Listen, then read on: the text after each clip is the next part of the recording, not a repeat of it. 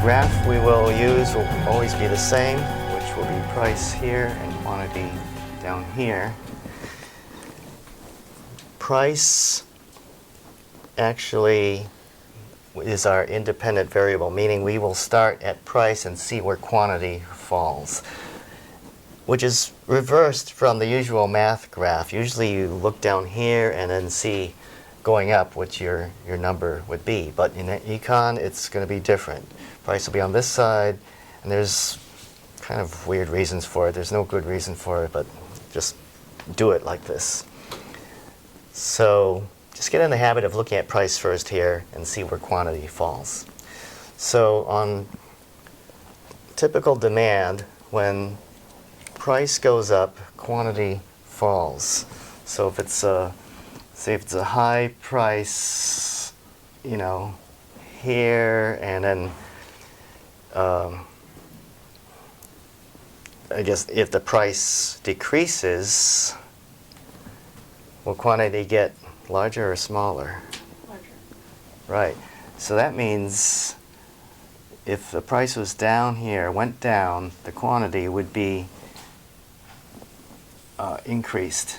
So, you know, if we plot all prices and see where consumers' demand falls, we'll see it's like their profile, their characteristic. This is how consumers will behave at every price. It's very simplified. So we'll label this D for demand. And whenever there's a price change, and we'll call this market price also, meaning it's kind of what's out there, what's generally known as price, and which can rise or fall. So we'll just assume that whatever price the market price is, well, there will be a certain quantity. Now, if something else changes, any non-market price changes, and it changes demand, we might have a demand shift. The whole line can shift. Like if, we'll talk about, say, avocados that say now it's been discovered it's healthy and it makes you live longer. Well, consumers at any price point will want more, and we will have a shift, you know, in demand. And think of an increase as right and decrease as left. Let's not worry about up and down, just left and right. So that's an increase, and you can think of it as for the same price, you really want more.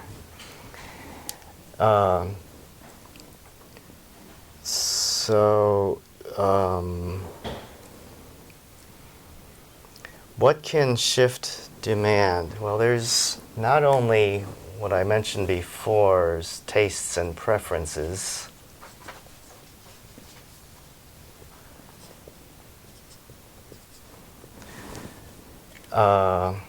We can think of maybe just more consumers.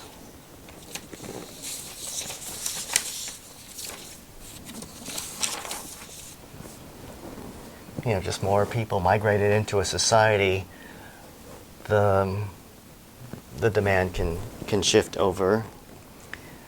Also, if everything else becomes more expensive, maybe I don't know, oranges or something got really expensive, you might want to demand more, you know, avocados. Or maybe if you know prices were going up next year and it's cheap now, you will, you know, increase your demand right now. So know the difference between, if they use terms demand as a noun versus quantity demanded, meaning going up and down the line. So it's kind of like a trick question. If you see the word demand by itself, and kind of as a noun, does demand increase or decrease? Think of that as that whole consumer profile characteristic changing. Now, someone would ask, well, what is the change in quantity demanded?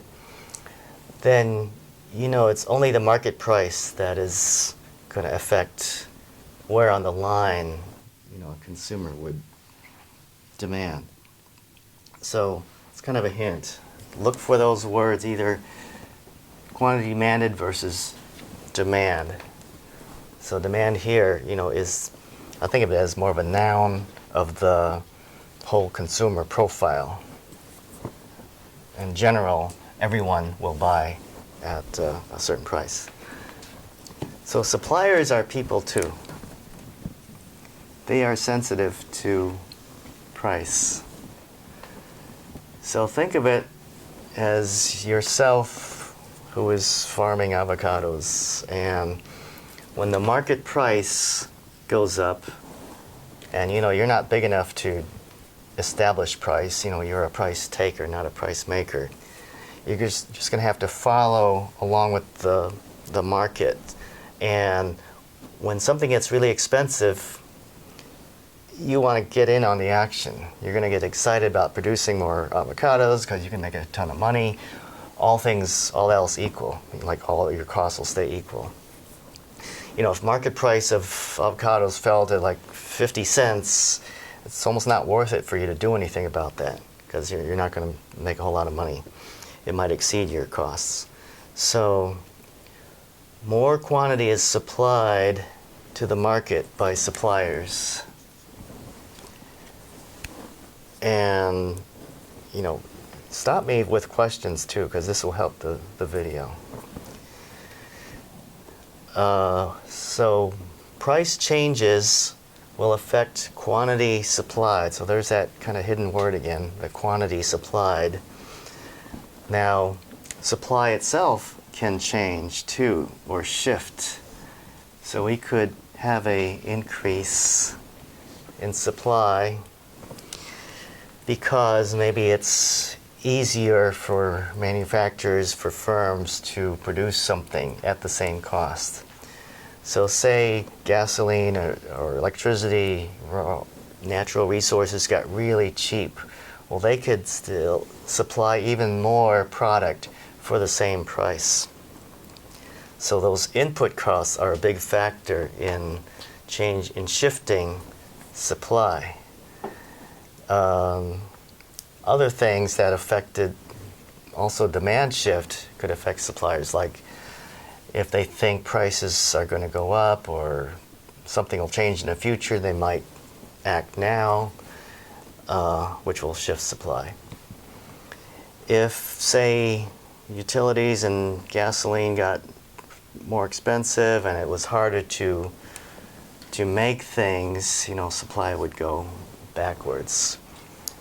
So if you make it harder on suppliers to make stuff, it goes backward. If you make it easier for suppliers, it goes forward or to the right.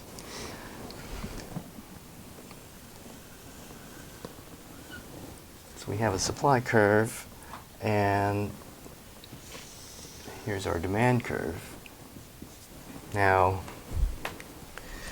they both had their preferences on how much they would demand or supply at each price, and there's only one point where both of them can meet and say, okay, I happen to want to supply the same quantity as you demand, at the same price. So we find there is at $3, there's 3 quantity, 3 units, and that's both parties' preference. We can find out some more information from this graph, like total revenue. If we sold this much, how much total income do you think we'd have?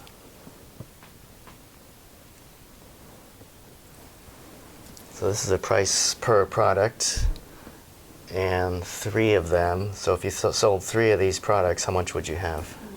Yeah, so we'll write total revenue is $9.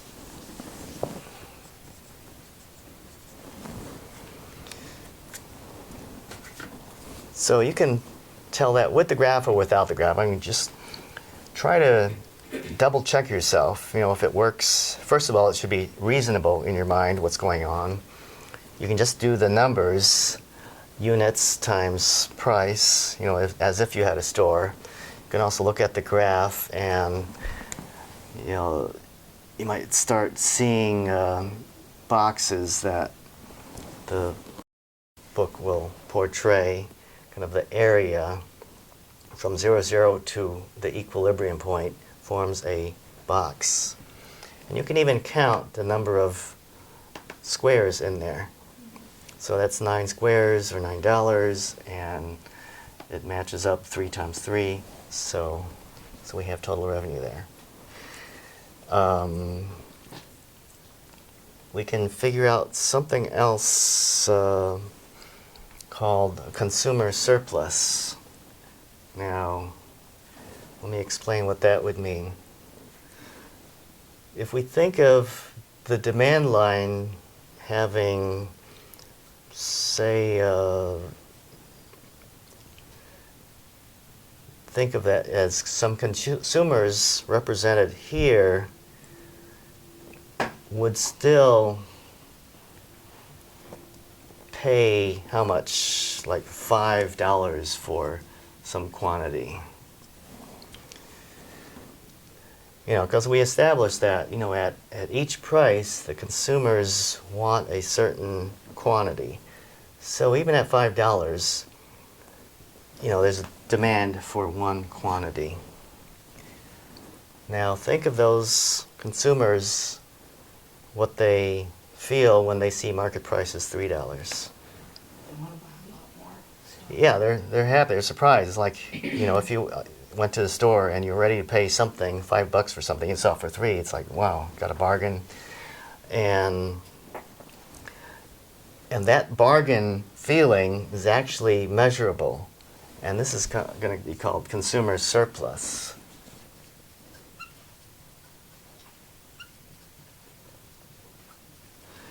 So that consumer surplus is this benefit consumers have, that they were ready to pay a certain price, but now market price is below what they expected.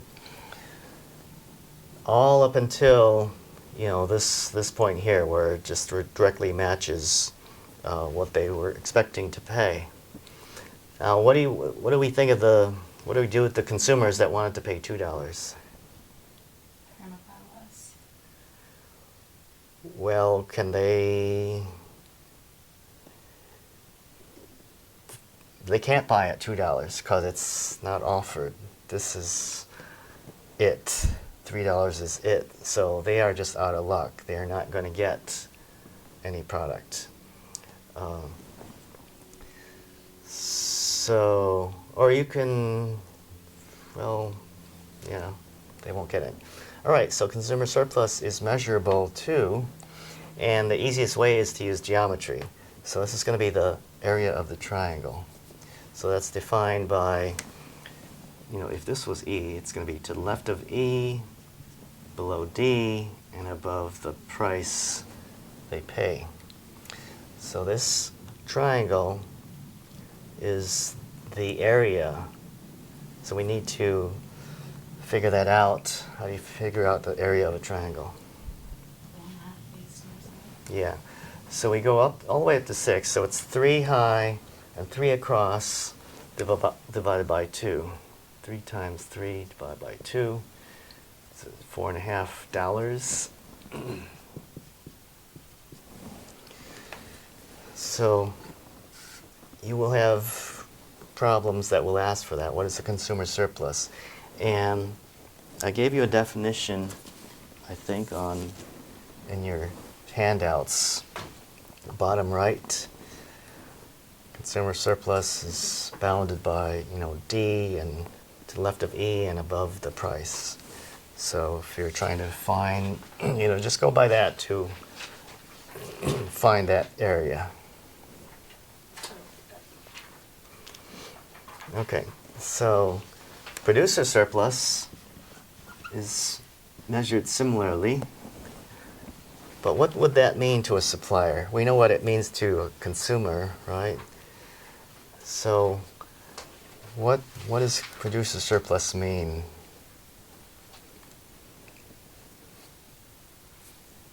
They have more than they're going to sell. Yeah, these guys were ready to sell at $1, and now they can sell at $3. So, they're happy about that. This area is represented by above S, below their price, and to the left of E. So what's the area of this?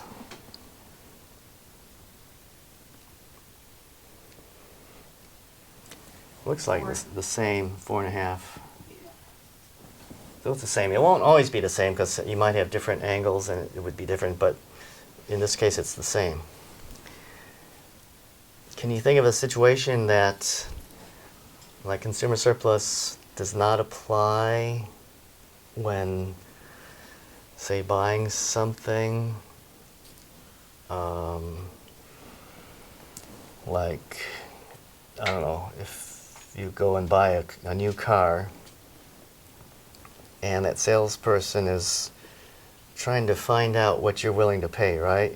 So there's like no market price on these cars. I just bought a car and it's like, the retail price, is way up there. And I know people are paying less, but what is that market price? The dealers don't want you to know, really. They want you to think retail price is it, and okay, they might come down a little bit.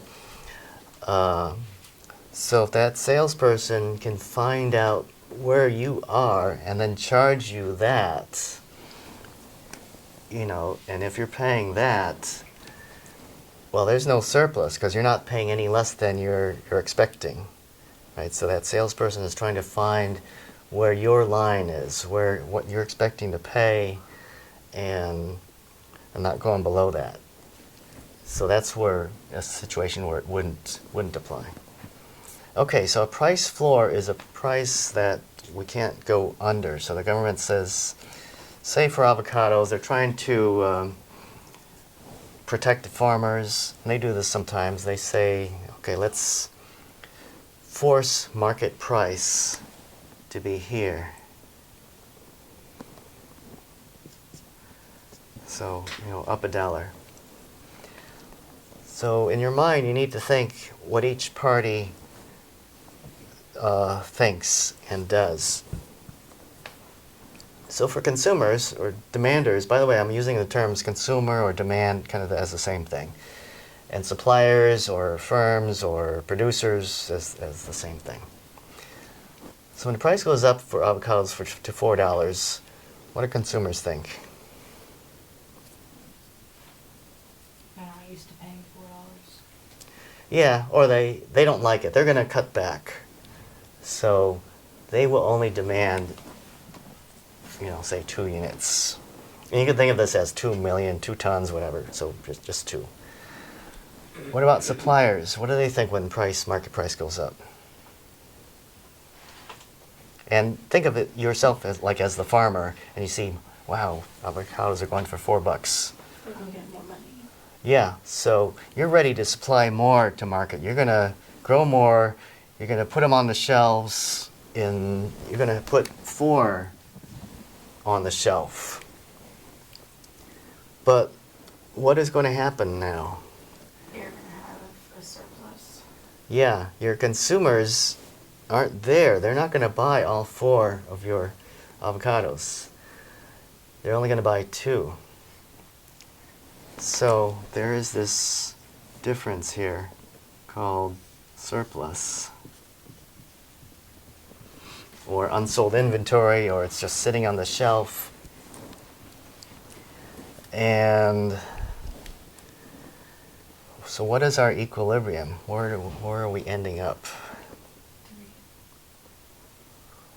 Well, $3 or 3 quantity, or what? 3 over, 3. But we can't sell it for 3. So we're not going to be there. If we sold it for 4, what quantity is our final market quantity that's being transacted to? Yeah. So at 4, it could be here or here, right? And suppliers are ready to be here, but they're not going to sell all of it. Over here, demanders are there. They'll only buy 2. And suppliers can supply 2. They could supply any quantity up to 4. So they'll just have to settle to supply 2. So, suppliers,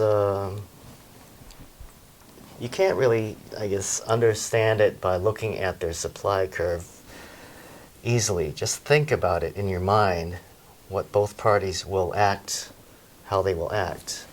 So at $4, suppliers are excited, but they're not going to be able to sell all of their stuff. So we are going to end up with, this quantity.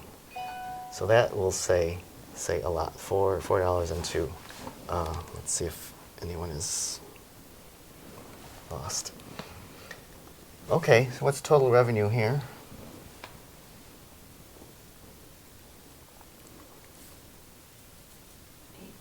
Yeah, 8. Because 2 are being sold at $4. So TR is 8. Consumer surplus is what?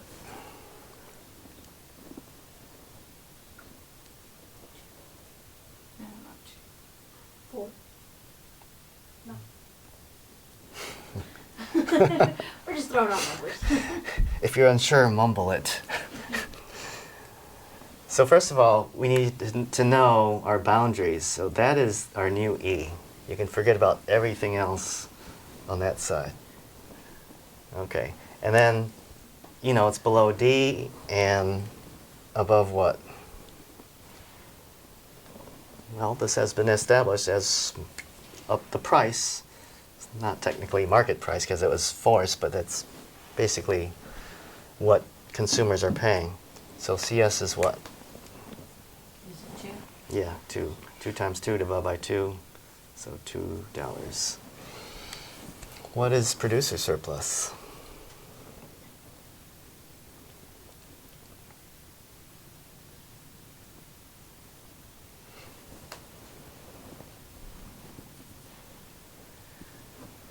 From your definitions, you have the boundaries, right? To the left of the new E, below market price, and above what? That was 5. Yeah, above S. So there should be no confusion. This is market price, this is E. So I know it looks strange, right? And it's huge. But according to your definitions, this is what it is. So this area is how much?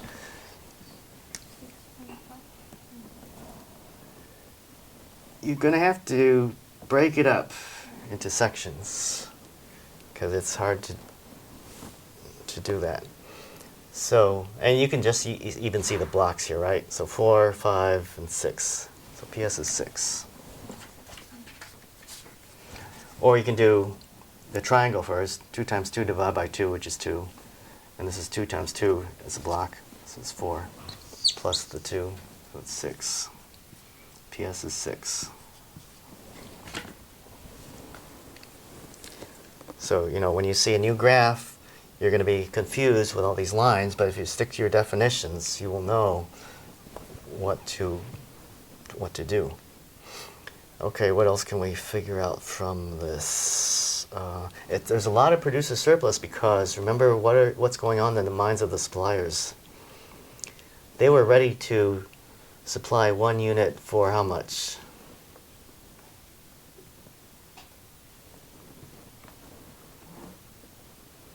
Yeah, for $1. Because that's what this says. But they got $4, so they're really happy, right? Mm-hmm. And the government helped them because they said, you must pay a high price for this. Now, there's also something that you macro fans will have to calculate dead weight loss. I don't think this falls in the micro Pearson, but FYI, dead weight loss is the loss of sales, loss of transactions occurring because the government kind of forced prices and not everyone's happy and there are fewer sales. This total surplus has fallen. Because before we had a total surplus of, I think, 9, but now its total surplus is 8. And you can see when we move from here to here, that reduced quantity, even though price is a little high, total revenue is still lower than before. We can calculate dead weight loss the same way using triangles. So what does this look like? Yeah, it's $1. So it's 2 up, 1 across, divided by 2. It's $1. So that's the dead weight loss. And you can define that by between S&D and between the E's. So you need to know it before and after. So the moral of the story here is that when government hinders the free market, not everyone is maximizing, their preferences. So a ceiling, if it were at $2, it's going to change our equilibrium.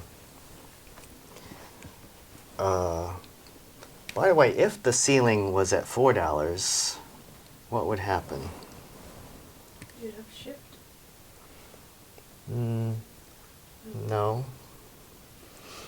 Because the government is saying you cannot sell, if we have a ceiling above $4. What is the original equilibrium market price? 3. Yeah, so it doesn't affect us, right? So if the ceiling was lowered to $2, yeah, it is going below our market price and it's going to affect things. So think of what each party is going to do. The suppliers are not happy. So at $2, it's almost not worth supplying anything. They're just going to supply 2 quantity. And demanders, are they happy or sad? Happy. Yeah, because it's a cheap price, and they want to buy. How much do they want to buy at $2 normally? 2. No, suppliers are going to supply 2. They normally want to buy 4. Yeah, got to look at the demand line and look up the price. These are like lookup lines. So look up at 2. Oh, they demand 4. I But read it the other way. Yeah. oh, it's close. You're halfway there. So there is a difference here, which is called what? It's a short. Yeah, it's a shortage. Because demanders want more, but it's not there. But they will still participate. They'll just have to buy less, demand less. And suppliers are where they want to be at $2. So that establishes the quantity. So we're not going to be here because the suppliers cannot supply this many to the consumers. Okay, so what's our consumer surplus?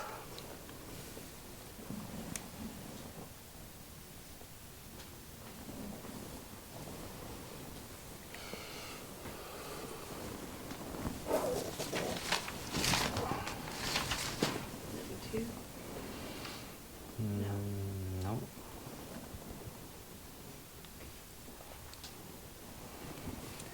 Go by your definitions. We have like a 5-minute memory here.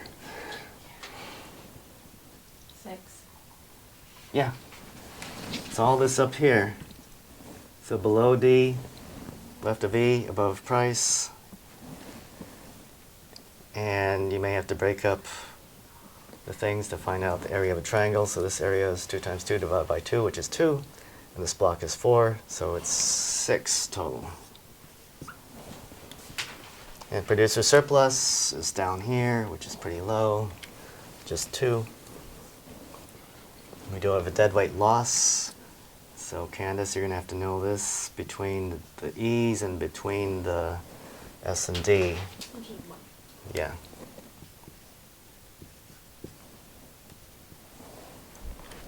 So what's the deadweight mean? That means it's a loss. Loss of market surplus, loss of sales that we had originally, but now we lost it. And- Because of the ceiling there before? Yeah. Okay. So when you're forcing certain prices, you're not hitting that sweet spot. So people are going to be left out, sales are not going to happen. And that's what economists call inefficiency. It's not an efficient market, not the whole potential sales are not being made. And economists like that. They want to see all people happy and wanting to buy and sell as much as they could. So what an excise tax is a per unit tax of a specific amount, say $2. So it's not a percentage, but it's a fixed amount. So tax of $2. And to begin this, you need to make a second supply line $2 higher. So at every point, it will be $2 higher.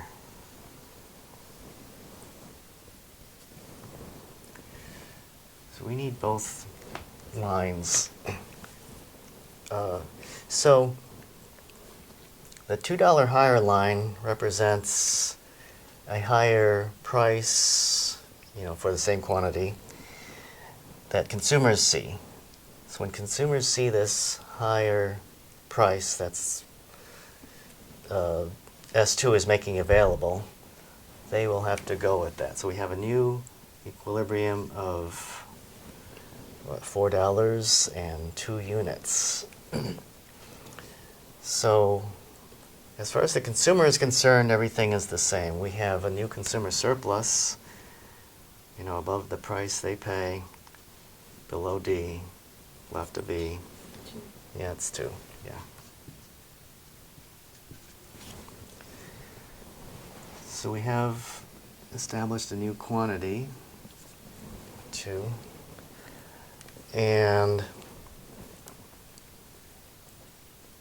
to calculate producer surplus, we have to make clear that the price below the price suppliers get is understood. So what price are suppliers getting? They actually have to follow their old supply line because they're not getting the $2 tax. So that's going straight to the government. So that's why we need to keep the S1 line there to find out. We have a quantity now of 2 and see what price falls out that suppliers are getting. 2. So they're getting that. So consumers are paying 4, but suppliers are still getting 2. And the 2 different lines show us that. So it's important that after you find a new market quantity, we look up back on S1 at what price are they supplying 2 units originally. So we do have an important intersection there. So to find out producer surplus, it's to the left of E, above S1, So it's just 2. and below the price that concerns S, or the producer. So the producer only goes by their old, formula, say, their old S line, but the consumer actually is paying the S2 price. So PS here is $2.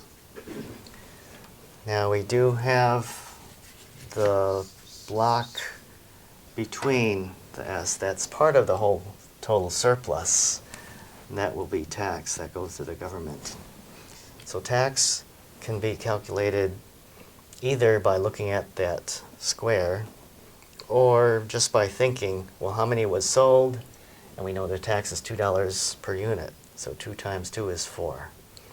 So try to confirm using both ways. And then you can look at the tax block and you see there's 4 blocks there. And there is also a deadweight loss. You know, and it's like another hurt. First it was the tax, and now there's also the loss of sales. And this area of that triangle is $1. So the important thing to remember here is how to work both S lines. Who pays the tax and who pays what portion of the tax? So the easiest way to figure this out is that consumers paid how much originally? What was the market price of this product before? $2. Right. And then after the tax, what are they paying for each product? 4. Right? No. 4. I'm sorry.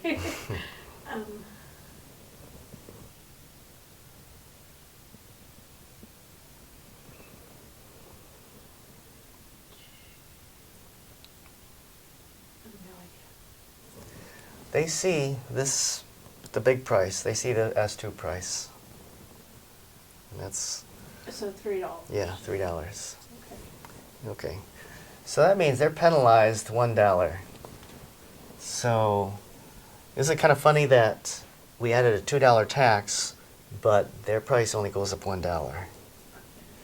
But that's because the equilibrium changed. The lines have changed. Now the suppliers, the producers, got how much originally for their product?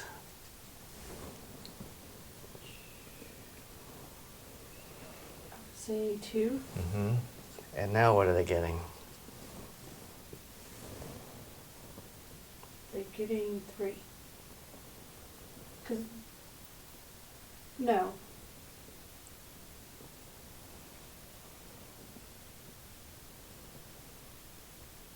One. Right. So they're being penalized $1. So they're splitting the tax. Okay. And it's not always the same. If the angles were different, they would be a little different. So the thing to remember here is to do a before and after analysis. What did they pay before, and now what are they paying after? And each party has a different after price.